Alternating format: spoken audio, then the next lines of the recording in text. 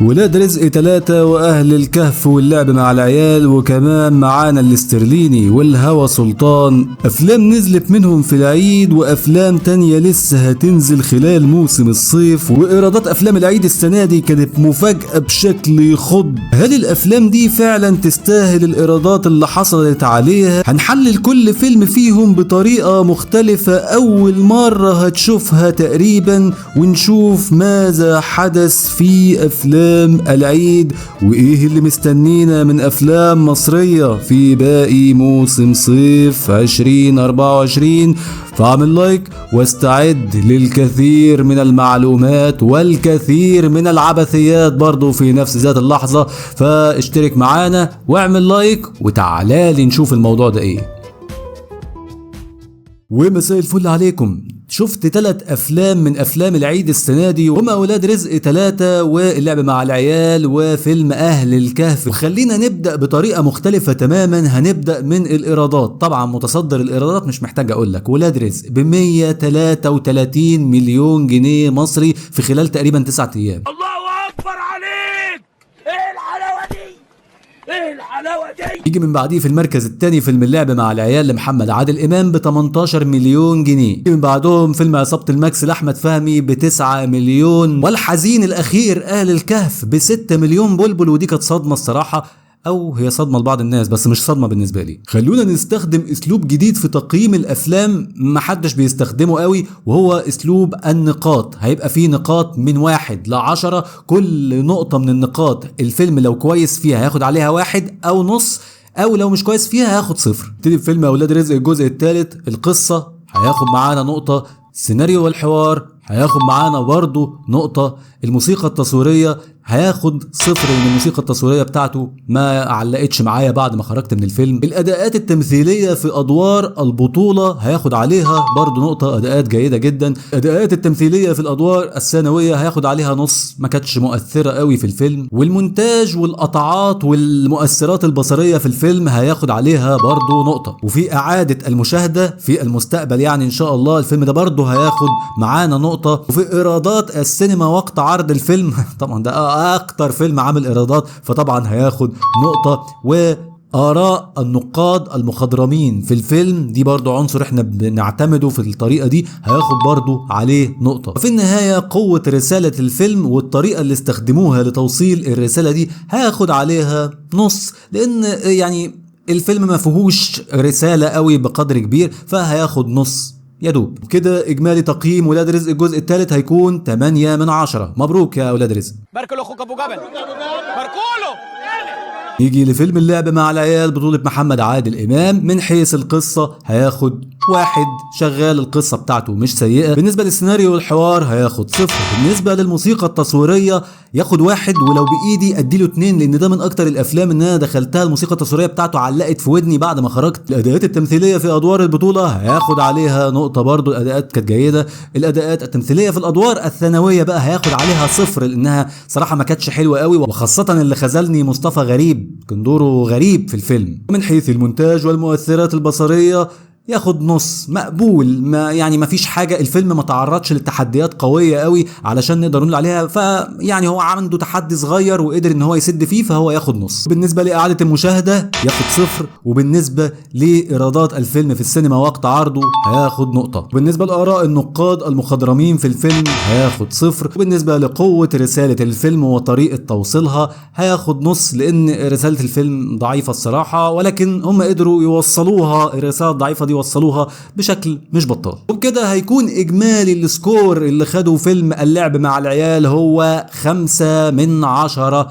يعني حاول حسن من نفسك شوية. نيجي لتقييم فيلم آل الكهف اللي مأخوذ من مسرحية الكاتب توفيق الحكيم آل الكهف. وقاعدة كده تاخدها في حياتك، فيلم متاخد من قصة لأديب كبير، اعرف ان الاحداث رايحة مننا في داهية، وان في تلويش درامي كتير هيحصل في الفيلم. والفيلم ده النقاد شخرموه على الاخر. الفيلم ده علشان تقدر تقيمه وتشوفه بعين حقيقية لازم تتعامل معاه كفيلم مصري عادي. الناس عمالة تنتقد الفيلم شوية على اللغة، يقولك اللغة شوية فصحى وشوية نستخدم العامية. يا جماعة ما هو احنا عندنا ده فيلم الناصر صلاح الدين نفسه فيه اخطاء في اللغة. الفيلم كان المفروض عربية فصحى، في كلمات عاميه كتيره جدا موجوده في الفيلم. طب ما انتوا ما جيتوش جنب الناصر صلاح الدين، ماسكين في الغلبان ده ليه؟ فعايزك يعني تنزل بالتوقعات شويه مع الفيلم ده وتعامل معاه كفيلم مصري عادي جدا.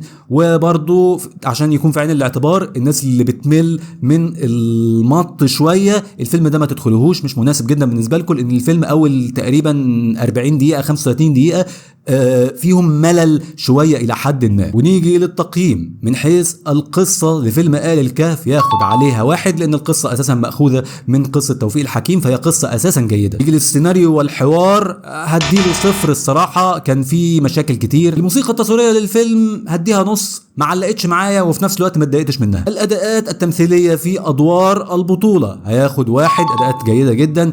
الاداءات التمثيليه في الادوار المساعده هديله نص، ما اقدرش اقول عليها جيده، ما اقدرش اقول عليهم كانوا سيئين، رغم ان النقاد كتير مشخرمين الاداءات النسائيه تحديدا في الفيلم ده، ولكن علشان هم مديين سقف عالي قوي للفيلم ده. المونتاج والخدع البصريه في فيلم آل الكهف هتاخد 1، ولو اقدر اديها اكتر من كده هديها الصراحه. من حيث اعاده المشاهده هديله نص، ماشي حاله. ايرادات الفيلم وقت عرضه في السينما 0 لان هو اخير القائمه معانا. اراء النقاد المخضرمين في الفيلم نص، الفيلم ده عليه خلاف كتير جدا، وقوه رساله الفيلم والطريقه اللي قدروا يوصلوا بيها الرساله دي ياخدوا عليها 1. وبكده التقييم الكلي لفيلم آل الكهف بالطريقه بتاعتنا يبقى 6 من 10. يا رب تنجح يا تفتح، يا رب تنجح يا تفتح. في طبعا نزل فيلم عصابة الماكس لأحمد فهمي، بس انا الفيلم ده ما عرفتش اخشه، وكل ما كنت اجي احاول اخشه يحصل حاجة، فحسيت ان هي رسالة من السماء ان انا ما اقربش من الفيلم ده. ربنا يكرمه يا رب يا رب.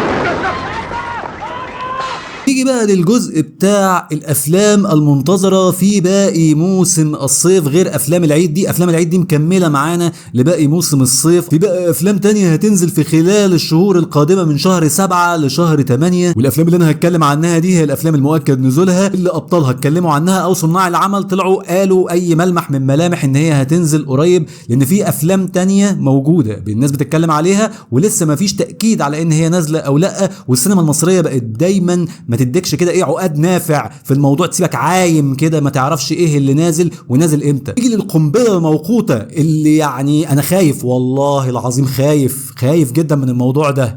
فيلم الاسترليني لمحمد هنيدي، طلع المستشار تركي الشيخ من يومين كده على تويتر. هتيجي تقول لي بقى اسمه اكس، اقول لك تويتر.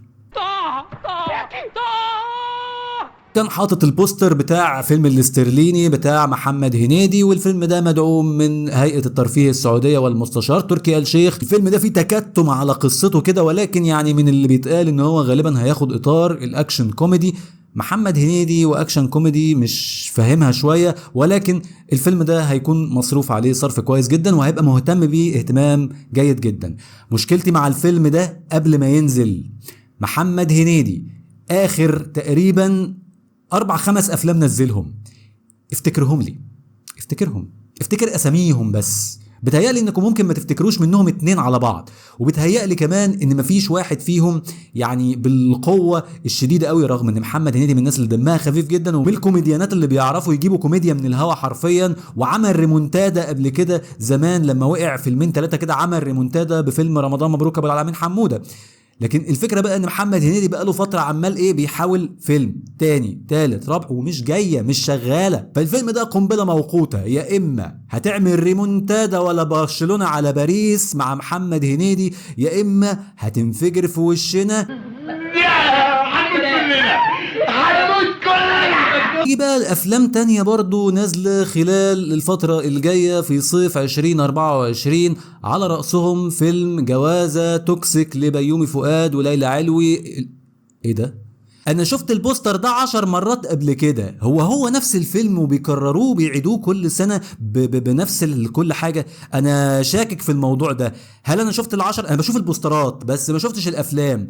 بس انا هشوف الفيلم ده وارجع للافلام اللي بوستراتها شبهه برضه، بطوله بيومي فؤاد وليلى علوي، وهحاول اشوف الموضوع، لان انا شاكك الصراحه ان هم بيعيدوا لنا الفيلم وبيضحكوا علينا.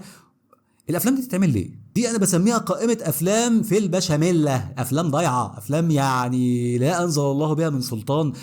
افلام يعني بجد انا نفسي اعرف ازاي احنا في 24 لغايه دلوقتي والنوعيه دي بتنزل. لا ده بتنزل كتير. يعني شوف انا باجي اكلمكم على اسوأ وافشل افلام في 2008 و2007 و2009، لا احنا لسه ممتده معانا. بتاخد اشكال مختلفه، ميتافوريوسز مختلفه غريبه. 2024 والنوعيه دي من الافلام لسه موجوده، وكمان النوعيه دي من بوسترات الافلام لسه موجوده. بتهزروا. نيجي بقى للفيلم العسليه المهلبيه، القمر الدين حرفيا، فيلم الهوى سلطان، بطوله منة شلبي واحمد داوود ومعاهم احمد خالد صالح. سيبك من الممثلين تماما. الفيلم ده اخراج مخرجة هبة يسري. هبة يسري دي عملت ايه؟ عملت مسلسل سابع جار، طلعت في دور كده شرفي خفيف في فيلم فيلا 69 اعتقد. شوف كده الصور بتاعته، شوف الجمال، شوف الحلاوة، شوف الشقاوة. يا راجل ايه ده؟ ايه النظافة والجمال ده؟ اتفرج كده، اتفرج يا صاحبي، اتفرج يا صاحبي، ممنوعات يا صاحبي. الفيلم ده بيقولوا انه هينزل خلال صيف 2024، ولكن الفيلم ده بمخرجته بممثلينه كده، ده فيلم كده من افلام نوفمبر الجميله الشتويه الدافئه. ده فيلم كده تتمزج وانت قاعد بتشرب كوبايه الشاي بلبن كده في الريسبشن ومدلع حالك. ده فيلم جميل. انا احب الافلام دي واحب النوعيه دي، وتجديد شويه عن اللي احنا بنشوفه. والصراحه ده الفيلم الوحيد من قائمه الافلام، يعني حتى الاسترليني بتاع محمد هنيدي انا يعني ايه بتحسس زناد مسدسي كده باتجاهه، ولكن الفيلم الهوى سلطان ده هو الفيلم الوحيد اللي انا متحمس ليه في قائمه الافلام اللي انا قلتها دي كلها. الفيلم ده من كتر درجه حماسي ليه بفكر اقول لكم مثلا ايه، الفيلم ده لما ينزل ممكن نعمل ايفنت كده، نتجمع كلنا في مكان ما ونروح نشوف الفيلم ده سوا.